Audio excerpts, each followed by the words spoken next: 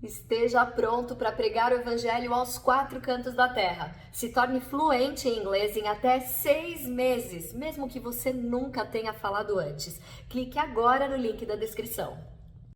Eu quero fazer uma reflexão rápida com vocês. Tem uma história que eu gosto muito.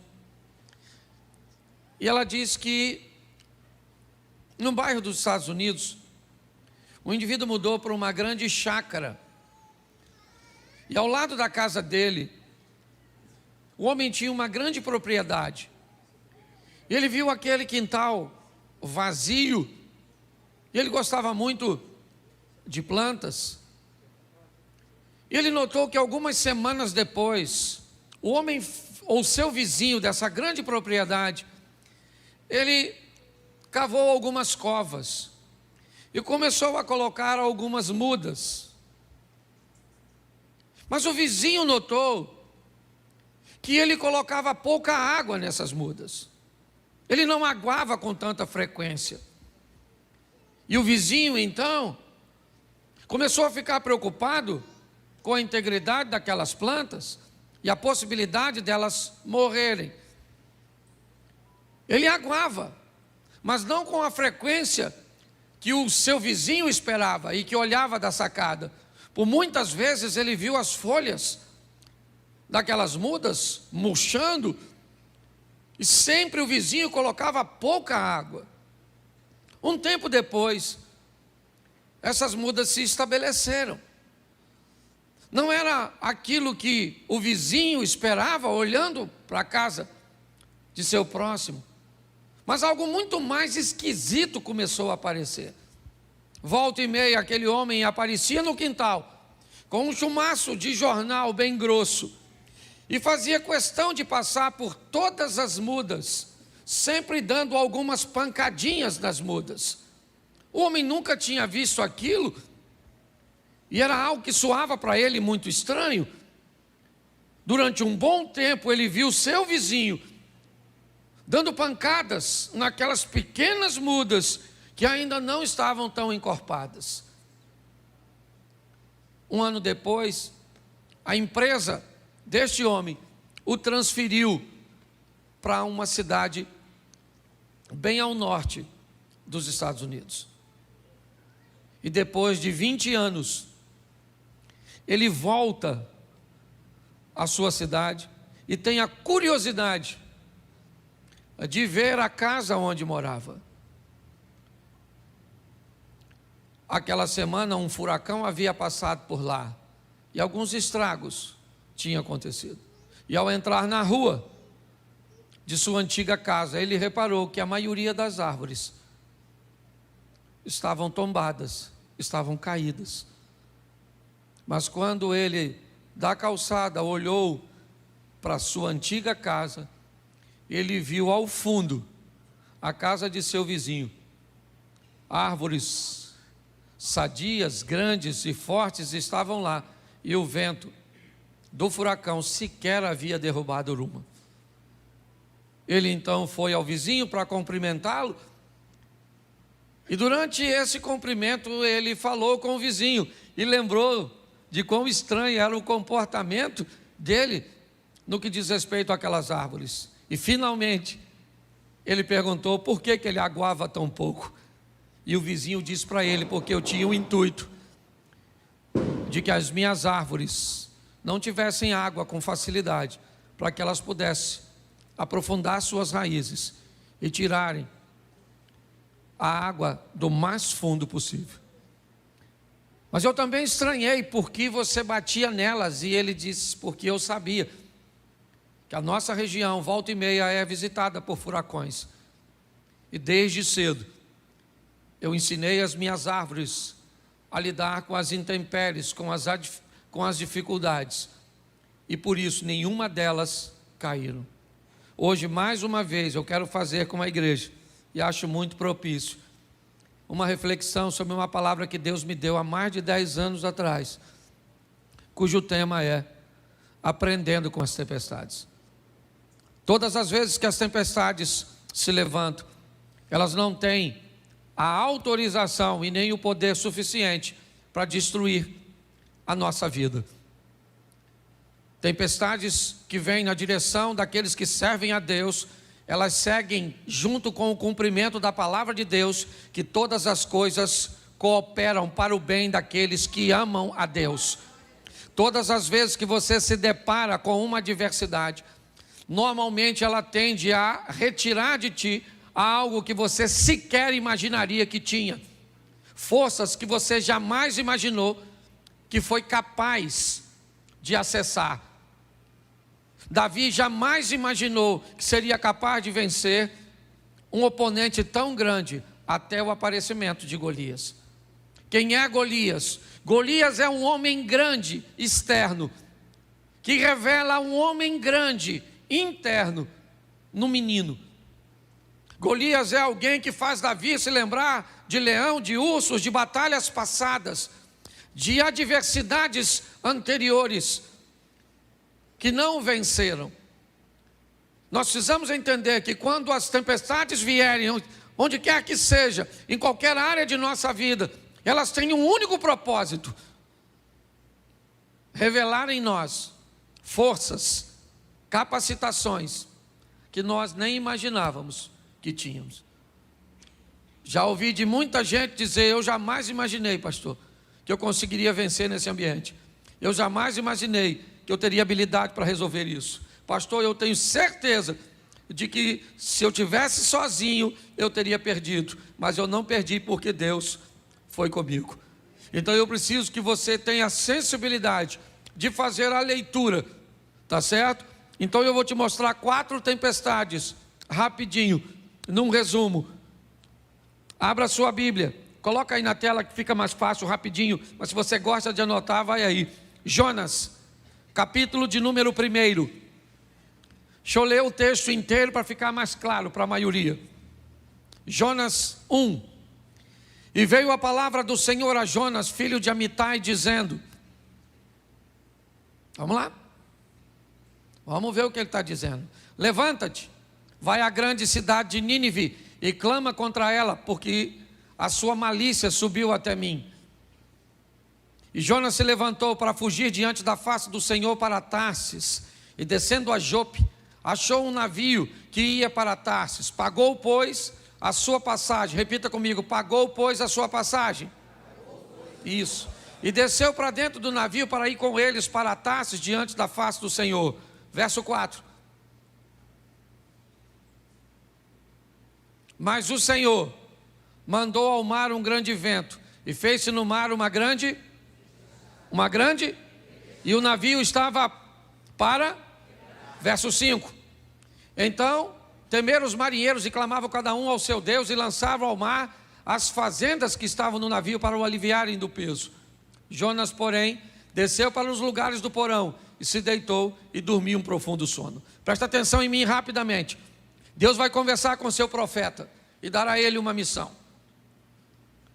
Deus manda Jonas ir a Nínive, uma cidade de um povo duro, que agia com mão forte, subjugava através das forças seus inimigos e muitas vezes sobrevivia, na maioria do tempo, de despojos de guerra. Deus diz a esse profeta: vai a Nínive e clama contra ela. Porém, Jonas não gostou da ideia de Deus. Não era agradável para ele frequentar aquele lugar. Não era agradável para ele ver aquele povo merecendo um arrependimento e uma transformação. Então Jonas resolve fazer o oposto. Ao invés de ir um pouco mais ao oriente para Nínive, ele prefere descer a Jope, certo? E no porto de Jope pegar um navio para ir para Tarsis, para a Espanha, para o lado contrário, no Mediterrâneo. Ali então, Jonas vai comprar uma passagem, vai entrar numa embarcação para desobedecer a Deus. O texto diz que enquanto ele está naquele navio, uma tempestade se levanta.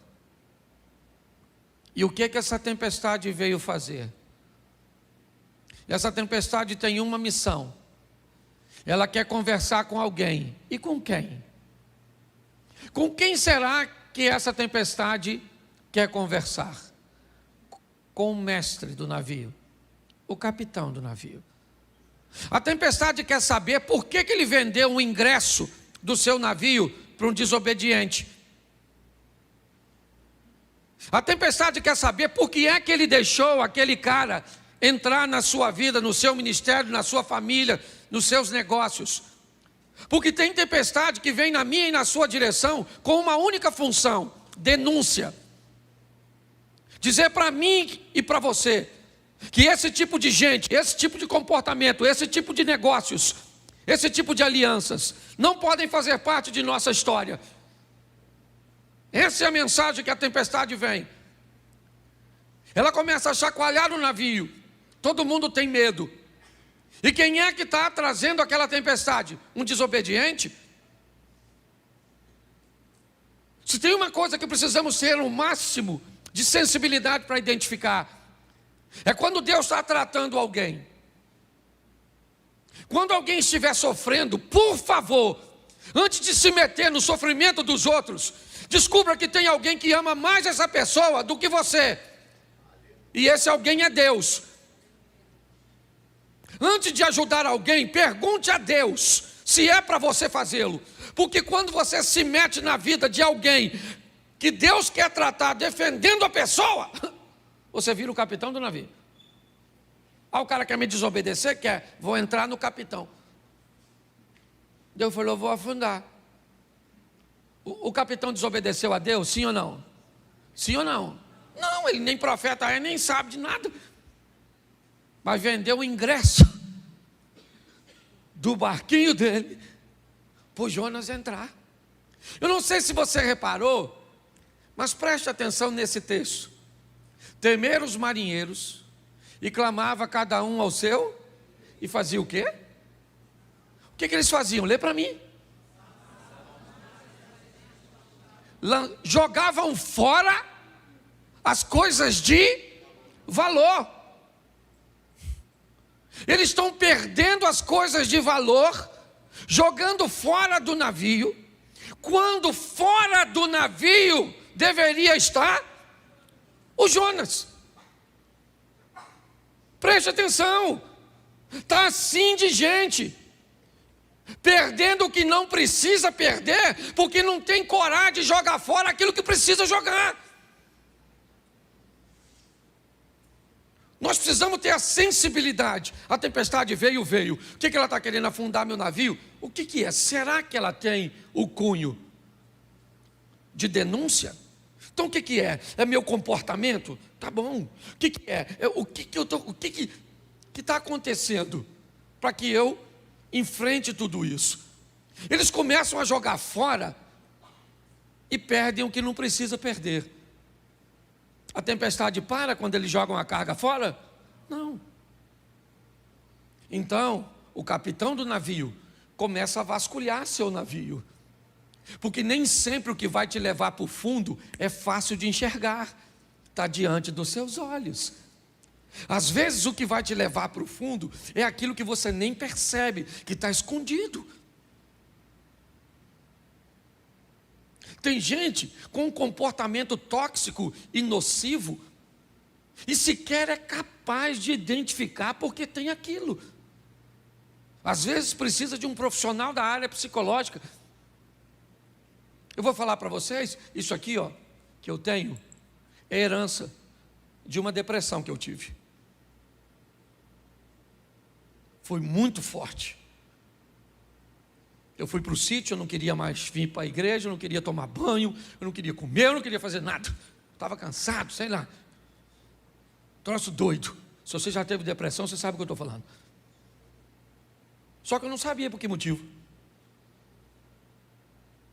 Aí minha esposa ligou para uma amiga, doutora Ilma. Doutora Ilma foi lá no sítio, ela e seu esposo, veio lá de Vitória, foi lá. Sentou e falou comigo, Cláudio, converse comigo tudo. Fala da sua vida. Eu falei, o que é que minha vida tem a ver com essa depressão? Está querendo é fofoca. E eu comecei a narrar minha vida para ela. Meu pai casou tantas vezes, me dava para uma família aqui, que me jogava para outra lá, que eu ia para outra lá, e que eu ia para outra lá, e que eu ia para outra cá. E aí, agora eu era pastor de igreja, e aí, moral da história, ela descobriu que todas as vezes que alguém ia embora da igreja por qualquer motivo, eu sentia a dor da rejeição dos lares que me mandavam embora. Agora você pensa só, se eu não ia morrer com uma igreja que todo dia sai gente, chega gente, sai gente, chega gente, sai gente. Eu não sentia dor nenhuma porque quem chegava, só sentia dor porque quem ia. Quando eu identifiquei o miserável do Jonas, aliás, nem fui eu, fui ela. Quando ela falou, Cláudio, você não... Aí o que você faz? Eu falei, o quê? Eu tenho o prazer de construir. Ela falou, e o que você sente depois que constrói? Vontade nenhuma de entrar no lugar onde eu construí. Olha que loucura. Aí ela me disse, sabe o que é isso, Cláudio? Você só constrói para mandar uma informação para você mesmo, que ninguém nunca mais te manda embora daquilo que é seu. Mas é só você terminar de construir que você não quer entrar e você vai construir outra coisa. Menino, pensa numa cura instantânea. Eu falei, é isso? Ah, então tá bom. Me deu algumas ferramentazinhas e eu fiquei bom. Porque se você não sabe o que te leva para o fundo, às vezes é aquela mágoa, aquele ressentimento, aquela decepção. Lá em 1945, assim que a guerra acabou, e você guarda isso dentro de você. Você conhece alguém assim? Porque tem gente que parece cemitério de coisa ruim. Pois bem, tem tempestade que só vem para denunciar que tem algo dentro de você que precisa sair. Pegaram o Jonas e levaram para fora, e falou, Jonas, quem é tu? Ele falou, eu sou hebreu, desobedeci a Deus e entrei no seu navio. Ele falou, pô cara, tanto navio para tu entrar? Tu entrou justamente no meu, mas o seu que deu para comprar o ingresso. Sabe o que é mais interessante dessa história? É que o Jonas disse que o problema era dele, ou era ele, mas ele pulou? Sim ou não? Porque o problema não vai embora sozinho. Se tem uma coisa que um problema ama, são pessoas adaptáveis. Pensa num lugar onde o problema gosta de se estabelecer. É naquele casamento onde as pessoas se adaptam com facilidade. É na vida daquelas pessoas que são altamente adaptáveis. Porque pessoas que se adaptam não costumam mudar de vida. Elas se adaptam. O Jonas falou, o problema sou eu, mas eu não pulo. Vocês que têm que me jogar fora. Você está entendendo? A decisão é sua. A tempestade aparece, diz onde o Jonas está. Você sabe que é o Jonas, mas a hora de jogar ele fora dá uma dó. Por quê? Porque às vezes o Jonas é seu namorado, o Carlos. Mas você já tem 35. Só sobrou o Carlos. Você já está naquele dilema, aquele que vier a mim de maneira nenhuma o lançarei fora. Pastor, se não for o Carlos, quem vai ser? Está assim de gente, que quando chega a hora que necessita tirar algo ou alguém da sua vida, fica com dó, com pena, de tirar aquele funcionário, de remover aquele amigo, de mexer no distanciamento daquele parente. Às vezes quem vai levar para o fundo, ser para o fundo, é sua mãe.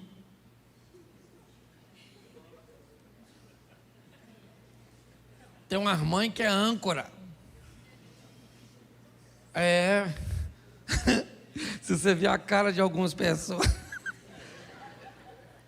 Achou, seu Jonas, né? É porque às vezes é a velha que vai acabar com o seu casamento. E ela não tem nem má intenção, não. Ela é só um instrumento do inimigo, que nem trabalha full time, às vezes é freelance. Entendeu? É um servicinho de motoboy. Ou de sogra boy. Você consegue entender? Mas tem tempestade que é só para denunciar. Posso ouvir um amém?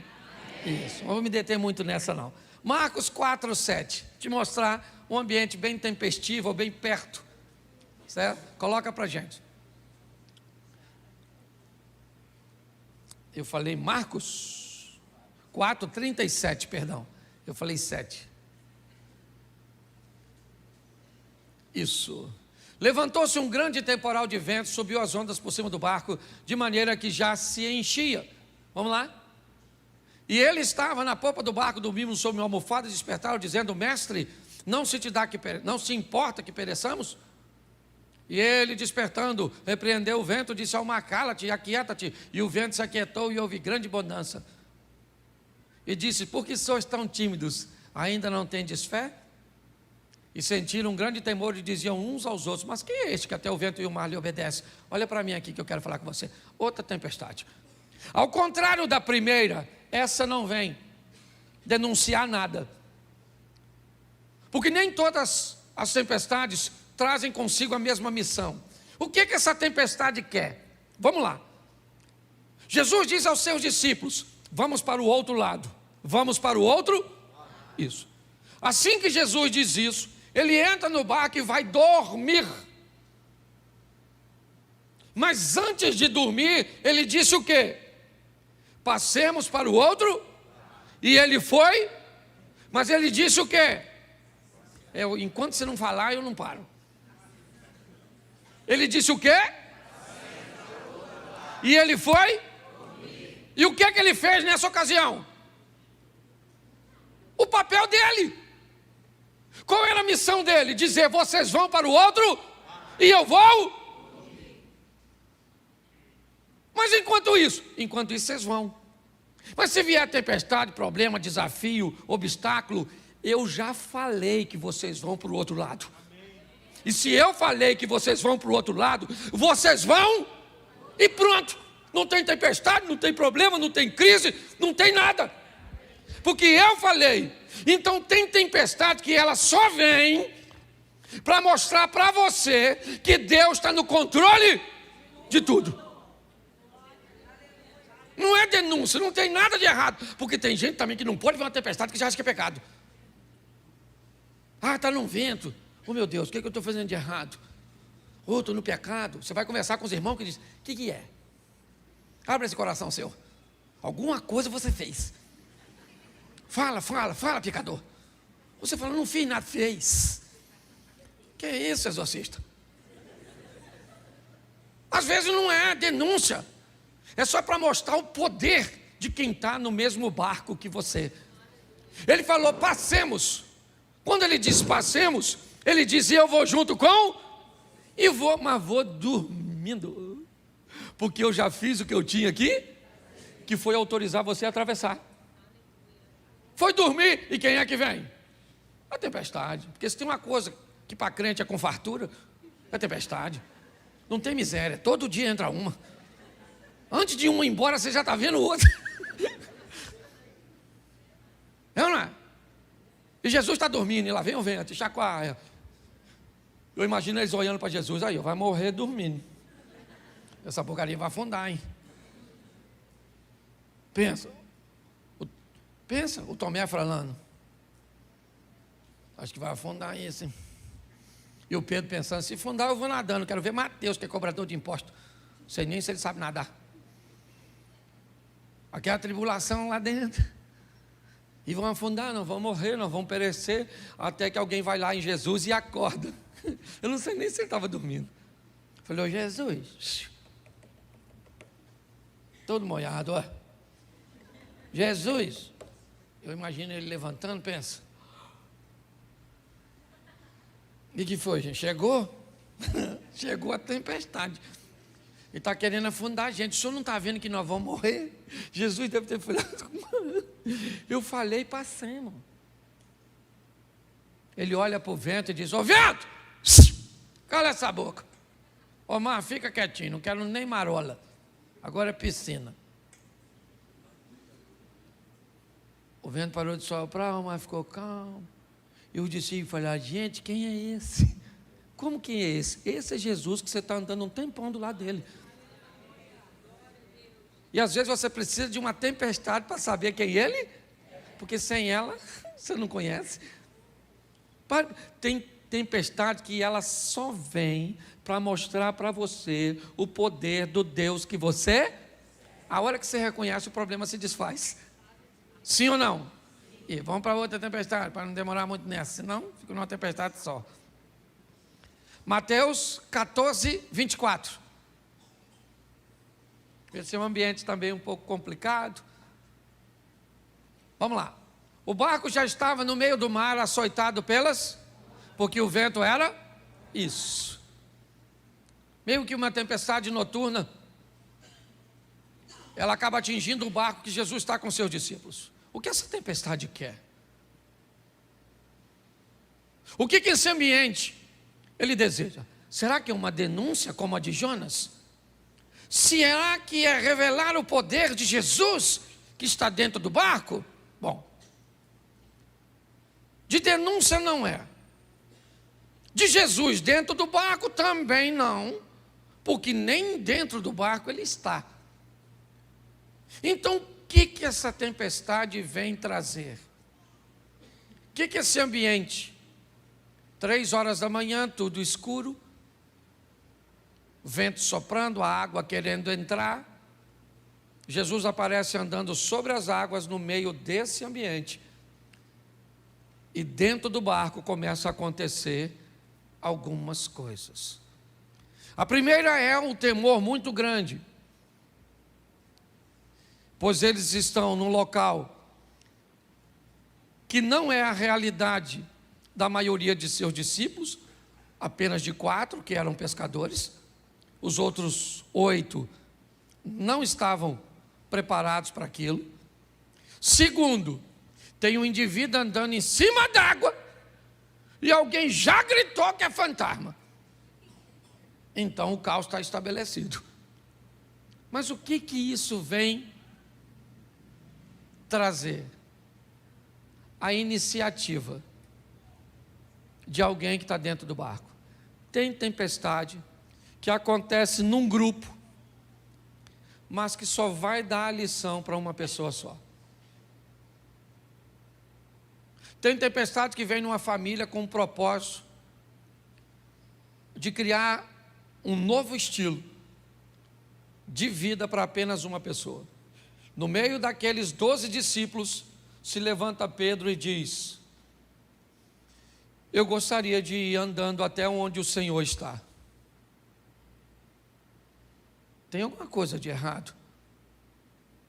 Mas preste atenção, porque a palavra de oferta vai fazer muito significado para você agora. Qual era o local mais seguro nessa ocasião? Qual era? O barco. Se você estivesse lá, onde você ficaria? Essa é a questão. Nós queremos viver o incrível, o sensacional, o extraordinário, provar, vencer, romper. Onde? Dentro do barco. A vida está esperando você fazer para ela e por ela o que você nunca fez, para que ela possa te devolver o que nunca te deu. Quando Pedro diz, eu quero ir aí fora, Jesus era para dizer, não, não tem nada aqui, Pedro. O que você quer vir fazer aqui onde eu estou? Se eu estou indo para aí. Mas Jesus disse para Pedro, vem. Vem, Pedro. Viva seu milagre e dê uma lição em todos os outros que não têm coragem de sair do barco. Tem tempestade que só vem para mostrar para você que você é capaz de viver e mostrar para quem está perto de você que se tivesse coragem de agir, viveria a mesma coisa. Por isso que a Bíblia diz que nós somos sal e luz, porque o nosso estilo de vida precisa inspirar outras pessoas. Tem tempestade que só vem para isso. Qual é a finalidade dessa tempestade? Criar em Pedro um posicionamento, uma postura. Pedro sai do barco, vai andar com Jesus sobre as águas. E quando ele volta para o barco, quem está dentro do barco diz o quê? Vamos lá. Bota o 25. Vamos embora? 26. Vamos lá. 27. Vamos embora? É porque eu não sei qual é, vamos embora. Isso aí, vamos embora, a gente vai chegar lá. Vai embora. Já está no último? Tem o 32? 33? Então aproximaram-se os que estavam no barco e adoraram, dizendo... Qual é a diferença entre esses caras e Pedro? É que Pedro descobriu que Jesus era o Filho de Deus, enquanto ele estava fora do barco. Vamos imaginar um culto desse, depois dessa passagem? Vamos supor agora que eu chamasse os discípulos de Jesus, subam aqui os 12, e todos viriam aqui em cima, e eu desse o microfone para eles, e eles dissessem para todos vocês como testemunho: gente, esta semana nós vimos 2 homens andando sobre... Pedro poderia dizer, presta o microfone aí, só para ficar claro, gente, um dos 2 era eu, e o outro era Jesus. Tudo ficou. Você consegue entender isso? Tem tempestade que ela vem para mim e para você, com a oportunidade de vivermos o incrível, o sensacional, de andarmos sobre as águas, de ultrapassarmos os problemas. Vamos para a última, e eu termino aqui? Vamos embora. Atos dos Apóstolos, a pior das tempestades, capítulo de número 27, verso 18.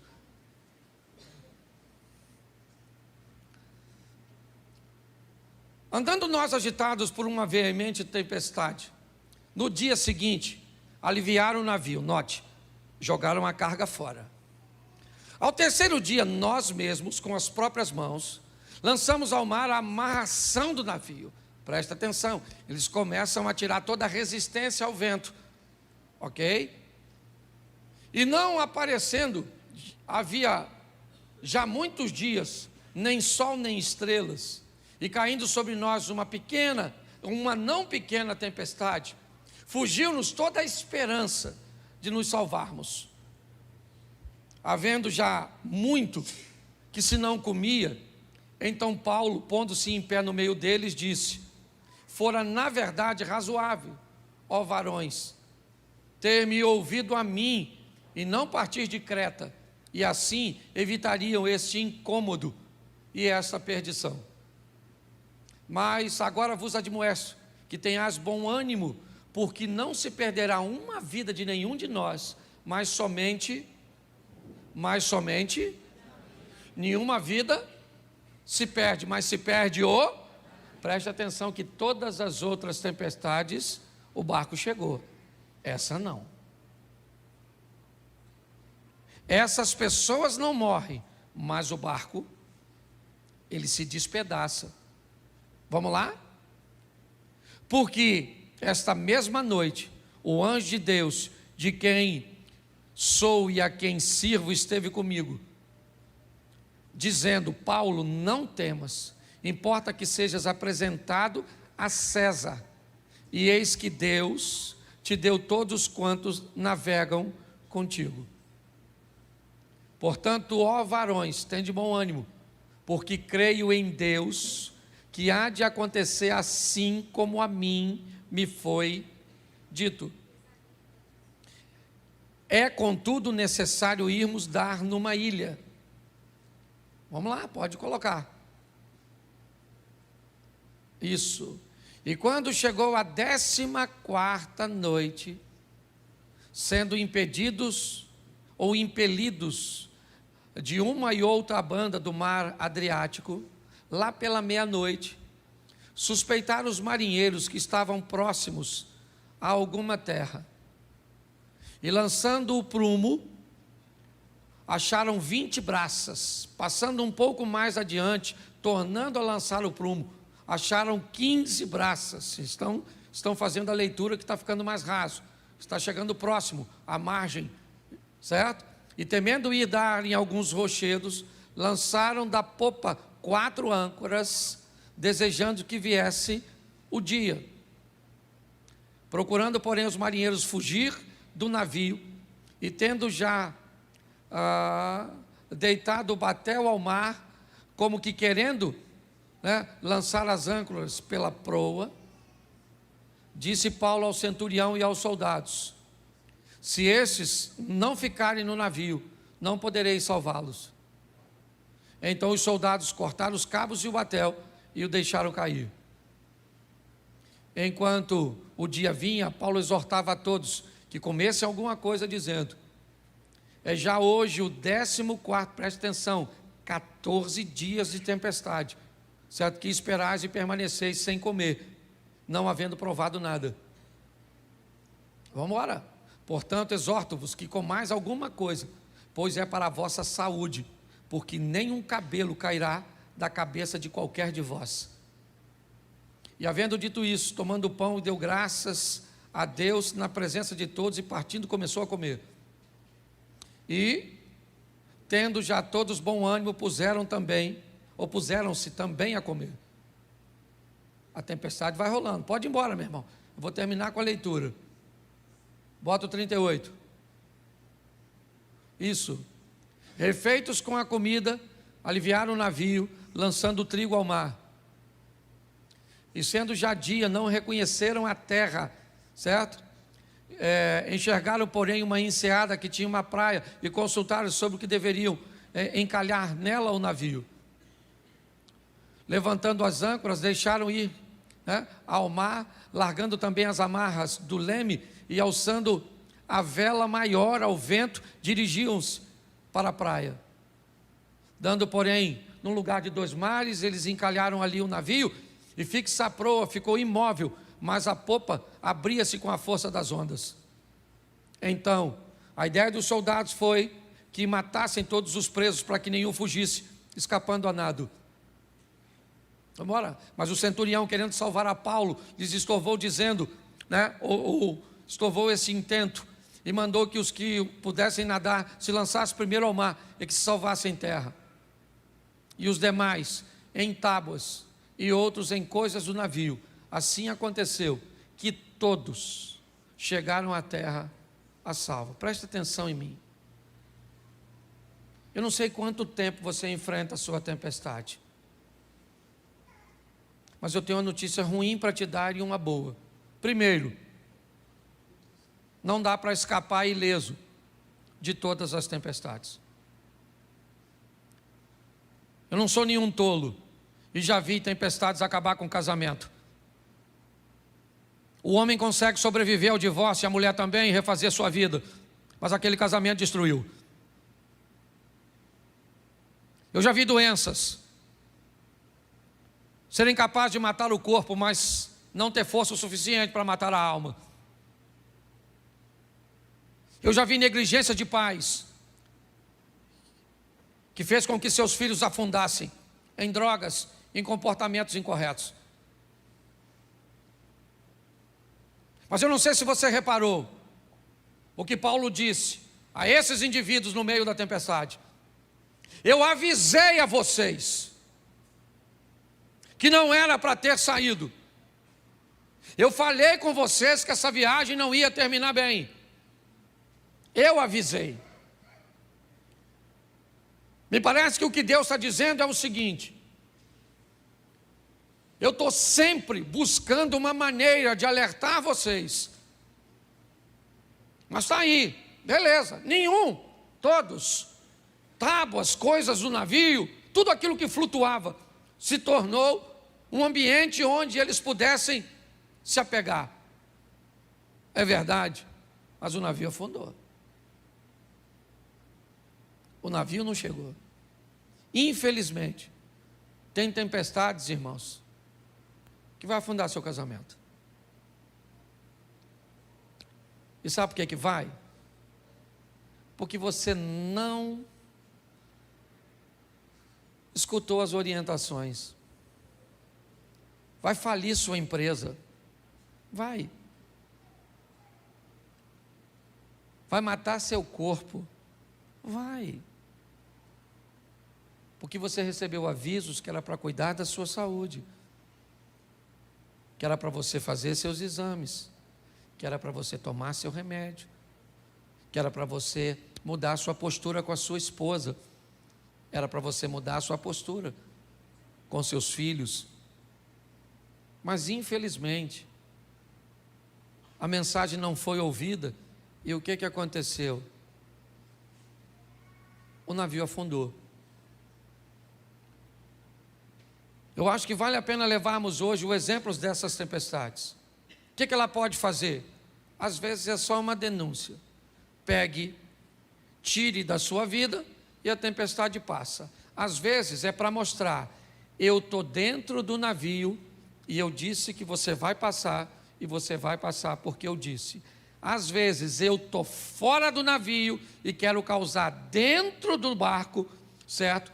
Dentro de você, um movimento para que você consiga ir lá fora e andar sobre as circunstâncias. E aqui vale um alerta. Por muitas vezes eu já vi meu casamento encalhado aqui e as ondas batendo, querendo despedaçá-lo. Eu já vi. Eu tenho 31 anos de casado. Você pensa que a pauta divórcio nunca circulou no meu casamento? Já. Mas atento aos sinais. Graças a Deus, sempre deu tempo de tomar uma providência. Vamos sair daqui hoje entendendo que as tempestades vêm e elas não têm o propósito de nos afundar, apenas de nos ensinar. Você pode fechar seus olhos? Pai, em nome de Jesus, não é a primeira tempestade que enfrentamos, não é a última que iremos enfrentar. Sabemos que cada uma delas traz consigo uma mensagem. Sabemos que quanto mais rápido formos capazes de identificar a mensagem, mais rápido ela vai passar. Que nenhuma dessas tempestades cheguem ao limite de afundar a nossa embarcação. Continue conosco, Senhor, pois a tua misericórdia fez com que em todas essas tempestades, seja a de Jonas, seja a de Marcos capítulo 4, a de Mateus capítulo 14, ou a de Atos dos Apóstolos. Por isso, continua conosco, Senhor, nos dando forças para vencermos as nossas tempestades, ou as tempestades que vêm sobre nossa vida. Continue conosco, Senhor, que vem aí a próxima tempestade, e que mais uma vez nós consigamos vencê-la e aprender com ela. Leva-nos aos nossos lares, guardado por tuas mãos poderosas, para vivermos a melhor semana de nossas vidas. Que seja uma semana de boas notícias, que seja uma semana de bons negócios, que seja uma semana de vitória. Te damos graças por tudo, em o nome de Jesus. Você pode dizer amém? Amém. Que Deus te abençoe.